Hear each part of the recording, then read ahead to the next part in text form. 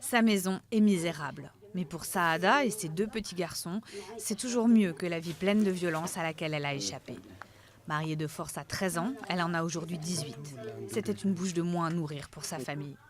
Mais quand son mari a commencé à la frapper, elle a décidé de fuir. J'ai dit à mon mari que je devais divorcer. Donne-moi juste les papiers et je garde les enfants. S'il les garde avec lui, il ne s'occupe pas d'eux, il ne leur donne pas à manger, il ne fait rien. Les défenseurs des droits de l'homme estiment que 14% des petites yéménites sont mariées avant 15 ans et 52% avant 18 ans, le plus souvent à des hommes bien plus âgés. En 2009, la loi avait failli changer pour fixer l'âge minimal à 17 ans. Mais les membres ultra-conservateurs du Parlement avaient bloqué le texte. Pour eux, les mariages forcés sont fondés sur la charia. Mais aujourd'hui, pour la ministre des Droits de l'Homme, il est temps de remettre le dossier sur la table. Elle veut tenter de fixer à 18 ans l'âge légal pour se marier.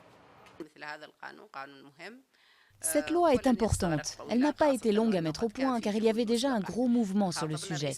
J'ai parlé au président de l'Assemblée des représentants et au Premier ministre, qui est également à la tête du Haut Conseil pour les femmes, pour leur expliquer les aspects techniques du texte.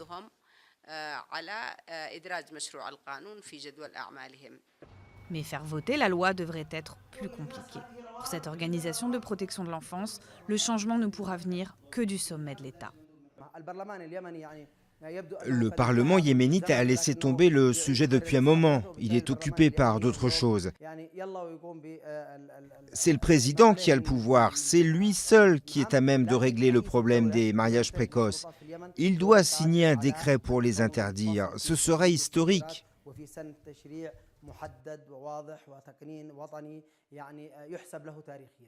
Pendant ce temps, Saada tente de reconstruire sa vie, comme sa sœur, qui elle aussi a fui un mariage forcé. Elle n'aspire aujourd'hui qu'à rattraper le temps perdu, notamment à finir leurs études.